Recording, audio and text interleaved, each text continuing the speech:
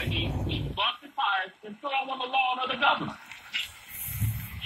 So until you start doing things out of the box, right? Until you start giving some type of civil disobedience, they're not going to answer to you. Mm-hmm. You can plead, you can march, you can sing, you can sit.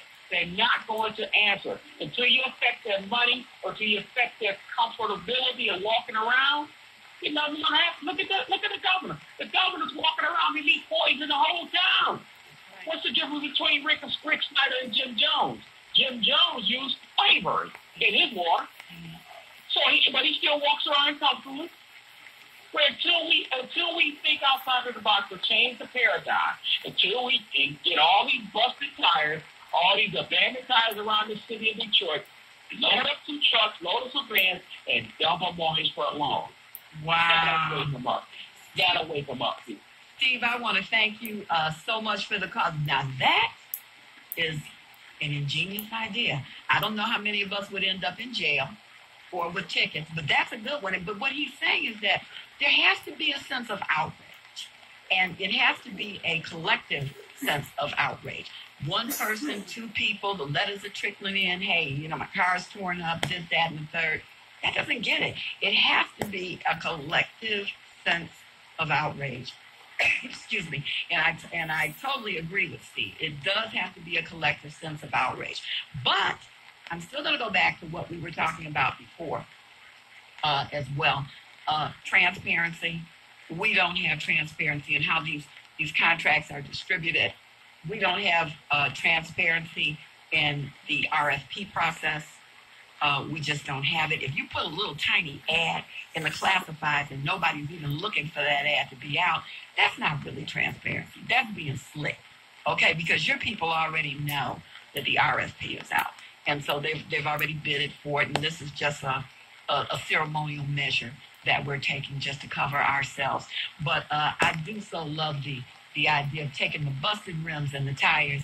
We'll probably all get tickets for littering, but I do understand what he means when he says that. It's an example of the level of outrage and discontent that we need to let the people that are in power see. Not necessarily whether we voted for them or not, we have to respect their office, and they need to respect us as citizens and what it is that we need and require for them to be our employee. Because after all, they are employed by us. Let's go to GW. Hey there, GW. Good afternoon. How do you do? I'm doing fine. Yeah. As far as the quality control goes, these materials are tested from the pit that they start at to the manufacturer who put the product together, as far as the stone, the sand, the binder, and things like that. Sometimes it simply comes down to the engineering that's involved in it. Mm-hmm. Sometimes they just put a little thin coat when they need to replace the whole foil. You know, sometimes they'll put one product when they need a different product on there. That's all dependent upon the particular city you're working in, you know, who you're working with, that type of thing. That's interesting, not interesting, that's information, you know, that we need, but maybe it is the engineering. Maybe that's what he's saying. I think the whole process needs to be up for review, though. And I also think that anybody who's done it in the past, and we look at the longevity of the product that they've given us, and if it hasn't surpassed 5, 6, 7, 8 years, we need not use those people anymore. I mean, that's just my opinion, and I'm sure everybody else has an opinion that may be the same or that may be different, but that's just my opinion. Let's go to Greg. Good afternoon, and I'm just throwing a couple of things in the mix.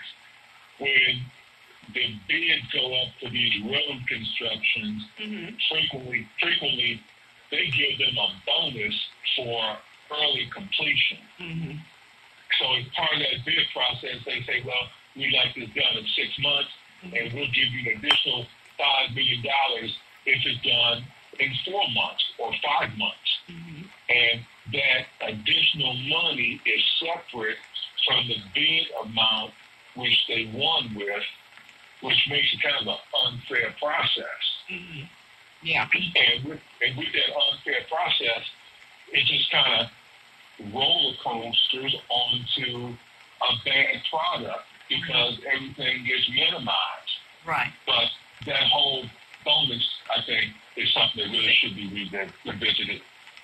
Well, thank you, Greg, for your phone call. I think that makes a lot of sense. Maybe they need to hold the bonus out until they can exceed the warranty. I don't know. I'm still back on that. I'm still back on the back end money. I'm still back on. You don't get it for doing it first and fastest. You get it if it lasts. If it lasts, then we'll give you the extra $5 million. If it doesn't, hey, you built the road. We paid you for it. End the song and dance. But I think that bonus that they give them for finishing it first, they need to hold that on the back end as a warranty and then pay you back after that. I've got maybe about 5.5 more minutes. So here's what I'm going to do because we have a lot of callers. So here's what I'd like to do. Let's do a lightning round. I am going to announce who the caller is. You've got 30 seconds to give me your statement. I'm not going to be rude, but we're going to push on from your statement. No long introductions, no self-endorsements, none of that stuff. So we're going to try to give everybody a chance, but just give me your best comment in 30 seconds. Let's go with Tyrone. The freeways in this country, they are government. From the federal government, they run, like, for example, from 94 runs from Detroit, Michigan to Illinois. We are talking about a federal problem, not a local problem. Okay, thank you, Tyrone. Great. Federal problem, not a local problem. That's oversight again. Let's go to Mike. 30 seconds. Hey, Mike. Hi, Dodie. Thanks for taking my call. Yeah, I definitely think that creative thinking of the bonus on the back end is an excellent idea. I also think that we need to have some sort of a civilian oversight board. Absolutely. That can go in here and approve, thoroughly investigate what's going on, because otherwise the lobbyists, the insiders, so to speak, are going to be the ones who are going to be in it for themselves. So we need to do what the gentleman said before about the bonus on the back end, and we need civilian oversight. Thank you, Mike, for calling. This has been great. Thank you so much for calling. Let's do Rick in Detroit. 30 seconds, Rick. Citizen leverage on those potholes. Look, it doesn't cost them any money. 717 claims filed between 2015 and 2017. They paid 27. Only 371 of that 317 or 717 came out of Wayne, Oakland, and Macomb counties. Okay, you can see the issue. There's no consequence for their action. Lawyers are using the immunity that politicians have from being prosecuted to jam us. It's a way of pushing austerity in a new day and time. Day3.com. Thank you so much, Rick. 30 seconds, Brian. Let's have it. Hey, thank you. I want everybody to Google plastic road to manage your solution to the problem, but Michigan won't do it because this solution absolutely cures our roads for 10 to 15 years. So Google plastic roads. It's right there. Thank you, baby girl. Thank you. Thank you for calling, Brian. Let's go. 30 seconds. Anthony. Good afternoon. My name is Anthony, and I'm calling to let you know that I've